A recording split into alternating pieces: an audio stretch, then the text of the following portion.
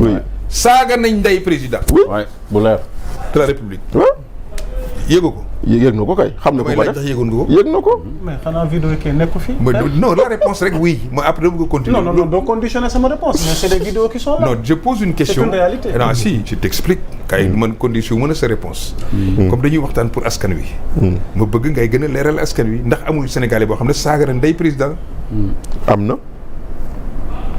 bu amee nga wax ma bu amul nga ne amul c'est très simple loolu rek la. voilà kooku tey est-ce que jàpp nañ ko. dara. dégg naa fii un jour Ousmane Sonko nekk ci benn meeting fële grand théâtre je crois di wax ak nitam yi naan premier ministre de la justice yónnee na ma vidéo koo xam ne soo nee ne sa militant bi gis nga lu mu def ah ma def la mun na ko defal sa liggéey. waaw mooy ñaar laa moo ma ci jaaxal benn ministre de la justice def loolu. ñaar moom mu ne ko defal sa liggéey te ba tey ministre de la justice deful liggéey. deful liggéey. benn waay bu ñu fi jàpp ci Pastef. on va essayer. voilà benn waay lañ jàpp ci waa Pastef. dafa saaga magistrat yi ñu jàpp ko ñu ne àndul ak xelam dem leen fej ko. benn waay laa fi gis. lu si des ñëpp. muy kan. non premier kii am na fu ñu fi jàpp ñu ne kooku wéru dañ koy yóbbu sans psychiatrique turam laa fàtte. waaw voilà mais bu dul kooku noonu amul ñu fi saaga ñëpp te bokk ci Pastef kenn newu leen kaay wuy yow. ça sax c'est un problème de taille rek mais li am solo mooy nañu éviter di tomber ci des travers yu nit ñi doon dénoncer démb. voilà bu fekkee dañ jàpp ne la justice Macky Sall moo ko doon actionné muy def lu dul noonu nañu éviter ñoom di prêter le flanc que justice bi di def loo xam ne dañ naan li Ousmane Sonko waxoon dëgg la moom bu joxe ordre ministre de la justice dafay jox ordre procureur général mu jox ordre procureur mu dem jàppalu kooku mu war a jàppalu il avait même donné l'exemple de Déthié Fall. bu ñu nekkee ci situation bu mel noonu on est en danger. C'est pas l'état de droit en France même dans la reddition des comptes tu n'as jamais entendu en France un premier ministre ou un ministre di wax lu jëm ci reddition des comptes parce que ñi ko war a def ñu ngi koy def la magistrature ñu ngi koy def. ñi war a def les corps de contrôle ñu ngi contrôler seen contrôle bu ñu paree dañ koy jébbal juge yi. c'est simple que ça. mais fii on a l'impression que dañuy anticiper ci def nañ contrôle diw bi dañ ko war a jàpp procureur jàpp ko. ñu communiquer ci. waaw. un problème. bàyyi interdire nit muy jël avion alors que amul benn mesure restrictive de sa liberté. ça moom c'est amul un déni de droit. C'est un déni de droit. Loolu moom c'est extraordinaire. On va essayer d'avancer. Mais c'est clair loolu kay je condamne ça de la manière la plus absolue. non ak keneen. def nañ ko plusieurs fois def nañ ko Madiambal def nañ ko plusieurs personnes. def nañ ko ñoom Ablaye Sow ak ñoom sax mais munoo di génn ñu lay téye. buñ boo bëggee téye ni dañ koy inculper. nañ ko inculper wuñ ko. juge bi nga xam ne moo ko war a décider. benn cas de figure rek moo mun a am. administration quand je dis administration c'est la police. ñu ne dañu restreindre sa liberté nga dem. moo bu amee si une enquête dans le cadre du terrorisme est ouverte. Exactement. Or jusqu'à présent kenn musu fi dégg ñu ne dañu ouvrir une enquête terrorisme pour mën a utiliser loolu pour mën a wax ne Mansour Faye dafa bokk ci soupçon yi ñu mën koo téye kenn moo ko fi mas a am problème ci enquête terrorisme Ousmane Sonko ouais. bi ñu koy restreindre fii bi ñu restreindre sa liberté d'aller et de venir mettre ko à domicile li nga barricade wuñ ko barricade yi mooy dañ ko mettre à domicile dañ ko fa téye assigné à domicile lañ ko def administration moo ko def parce que boobu ñu ngi nekkoon dans le cadre d'une enquête pour le terrorisme da nga fàtte bi ñu wax ay Antoine Diome naan terroriste yi ñu naan Sénégal nu mu dañuy wax rek amul terroriste Sénégal lu tax nekk terroriste yeneen pays seen citoyens yi nekk terroriste sénégalais moom mënul nekk terroriste. mais doyen am na si ñoo xam ne fii lañ jógee dem Boko Haram. ay sénégalais lañ. mais aussi monsieur le ministre est-ce que tamit ni ñu ko waree bañ ci Mansour Faye ñu restreindre liberté d'aller et de venir am noonu lañ ko waroon bañ aussi ci kii nga xam ne boo di Ousmane Sonko. mi nga xam ne amul benn jugement boo xamante ne da ko inculpé. non c'est pas pareil on n'en a pas besoin. c'est pas pareil. fii ci cas wu Mansour Faye bu fekkoon on avait ouvert une enquête. sur le terrorisme mën nañ ko téye. voilà. ok c'est ça la différence. L'objet de l'enquête. Et il n'est pas sous contrôle judiciaire. Il n'est pas sous contrôle judiciaire. Merci, on va essayer d'avancer. Zeyna defe naa y a d'autres points yu ñuy xaar laata ñuy yëkkati jotaay waxtaan wi.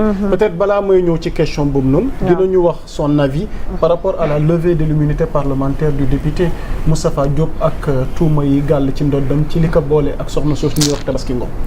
li ma xam ci dossier bi mooy Tabaski Ngom nee na dafa lebal Moustapha Diop xaalis bu bari. Tabaski Ngom jàpp nañ ko ci lu jëm ci ay affaire luubal xaalisu état wala société yi mu doon plusieurs fois. ñu def relation entre 700 millions yi mu leble ak xaalis ba mu jëlee fee. man loolu laa jàpp mais gisuma moom Moustapha Diop nee na musu ko leb gaa ñi génn nañ benn kayit boo xam ne dañ ko signé ne décharge la signature décharge bi ñu ci def turu Moustapha Diop nekkul jamono boobu ministre. pour mu leer Moustapha Diop nee na musu ko jox xaalis musu ko leb xaalis chauffeur ba nee na musuñ koo jox xaalis. pour mu yóbbul ko Moustapha Diop. ak ki ko àndal ak moom ne musul récupérer xaalis pour jox ko Moustapha Diop. déclaration Moustapha Diop bu ak déclaration ki nga xam ne moom moo dem jël xaalisu jàmbur à supposer mooy la dame là. loolu buñ ci bëgg a lever immunité parlementaire wu Moustapha Diop ça veut dire que Moustapha Diop la c'est-à-dire c'est pas une autre personne. moom nee na sax ca njëlbéen nañ lever. man soxlu sama immunité parlementaire. nañ ma woo tontu woon naa ko. ne mënoo ko renoncer. parce que l'immunité parlementaire est d'ordre public. On ne protège pas Moustapha Diop. On protège l'Assemblée nationale. Hypothèse de travail. Statut de député. Hypothèse de travail pour ngeen xam ne li tax balaa ñuy lever immunité parlementaire député. dañ ko war a xoolaat danaa revenir tout de suite sur le cas de Farba Ngom. député yi nekk Assemblée nationale ñaata la ñu opposition du 17 la gaañ am 16. 17. waaw mooy groupe waaw takku yeewi takku wàll. imagine tey bu neexee pouvoir bi. ñu lever immunité parlementaire 10 députés 10. ñoom ñëpp ñu yóbbu leen lever seen immunité parlementaire. waaw ñoom ñëpp juge bi oo leen. ñoom ñëpp ñu def leen mandat de dépôt. gaa ñi voté une loi qui n'est pas conforme avec la constitution. ban député moo koy attaqué. recours conseil constitutionnel lu mën a am. du ma am benn recours pour conseil constitutionnel. pour vous dire que waruñu sàgganee maanaam. immunité parlementaire député bi parce que dañuy may doole exécutif bi affaiblir à l'Assemblée nationale. mais ñi nekk Assemblée nationale ñoom loolu seen yoon nekku ci parce que majorité bi ñu am pour ñoom ñee lu ñu bëgg loolu la ñuy def. pour revenir dans ce cas-là loolu ci cas wu Moustapha Diop la mais jusqu'à preuve du contraire je salue son courage parce qu'il a été courageux. Sa déclaration à l'Assemblée nationale a ému beaucoup de personnes. Qu'on le veuille ou pas la moo assemblée. tey na xel ne waruñ ko na def. waaw def nañ ko nag nañ xool lu muy jur ëllëg. exactement. est-ce que dañ ciy jaaree restreindre ses libertés parce que les juges da koy inculper bu fekkee dañuy def enquête. parce que ña nekk bu fekkee dañ xamu fu ñu ko ci yóbbu. xamu mais doyen moi je wala haute cour de justice. moi ce que je comprends ici. attends je vais poser une question. attends ma pare après nga seet li ngay comprendre. non haute cour de justice xam nga lu tax. haute cour de justice na fekk cas bi ñu lay toppee. nekk dans le cadre de tes fonctions. te mu am résolution exercice de tes fonctions. waaw fii. je considère que bu amee. c'est une affaire qui concerne 2 personnes privées. voilà foofu kenn mënu fa affaire ay anciens ministres. Sur le cas de Farba Ngom ils ont commis la même erreur. ñëw nañu un dossier inexistant sur la base d'une seule lettre. Il n'y a aucun dossier. Ou s'il y a un dossier c'était un dossier. ñu lever ci immunité parlementaire Farba Ngom sans que ses droits à la défense ñu respecté ko parce que il aurait fallu que ñi koy défendre am un dossier clair sur la base duquel ñu défendre ko ci loolu. pour que Assemblée nationale sukkandiku ci dossier boobu pour lever immunité parlementaire wala bañ koo lever nañ immunité parlementaire sur la base de ce dossier dem nañ instruction le juge d'instruction a trouvé qu'il y a 2 dossiers concernant Farba Ngom si c'est le cas on doit lever encore lever immunité parlementaire bi ñu defoon est devenu caduc parce que loi dafa wax ne chaque dossier pour chaque dossier une levée de l'immunité parlementaire. dañu war a lever immunité parlementaire. Exactement. pour chaque dossier. pour chaque dossier. ah bon. oui.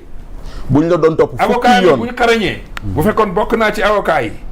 damay soulever cette exception pour montrer que les 2 dossiers qui concernent Farba Ngom sont entachés d'irrégularité.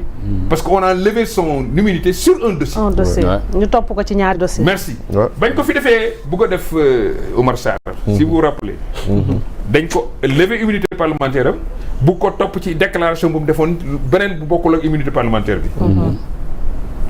lim leen lire article bi ma ci defoon ak jurisprudence bi ma ci def man lépp lu ma def dama koy sukkandiku ci ay décisions Cour européenne des droits de l'homme pour nit ñi xam ne Sénégal n'est pas ex nihilo maanaam Sénégal réew la moo xam dafa nekk ci àddina bi or lii nga xam ne moom la Human Rights Watch di wax Amadou Ba lii muy wax c'est parce que c'est des conventions internationales. Ça veut dire qu'aujourd'hui il n'y a pas de frontière entre les pays en termes de droit. Surtout en ce qui concerne les droits humains. moo tax Farba Ngom dañ ko war a libérer le temps que ñu lever immunité parlementaire am sur les 2 dossiers 2 fois. Pour pouvoir le juger. Si on le fait pas, c'est irrégulier. Si, ouais. Ça, c'est mon avis personnel. D'accord. Et c'est un avis basé sur le droit. Mais c'est anachronique aussi de lever 2 fois l'immunité. L'immunité est déjà levée. Mais non. L'immunité n'est levée que pour un dossier. Pour chaque affaire qui concerne un député, il faut lever son immunité. waaw et puis beneen bu ñu defoon ci ñoom su Macky Sall dañoo dajale ñoom Oumar Sarr ñoom Abdoulaye Baldé ñoom ñëpp def ko benn résolution alors que ku nekk dafa waroon am résolution boppam. Non.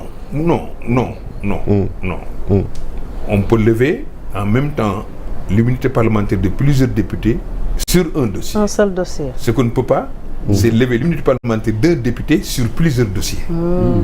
Okay. Parce qu'à chaque fois que vous dites la résolution, on dira que pour telle affaire, concernant le député Massamba, le député Mademba, le député Moussa, de nous demander qu'on lève leur immunité pour que nous clarifions. Mais quand on levait l'immunité parlementaire de Farba Ngom, c'était sur quel dossier? Justement, c'est ça le problème. Il y en avait de pas. toutes les façons, c'est juste sur un dossier. Alors que Farba est inculpé 2 fois. Il est inculpé 2 fois. Voilà, le problème il est là.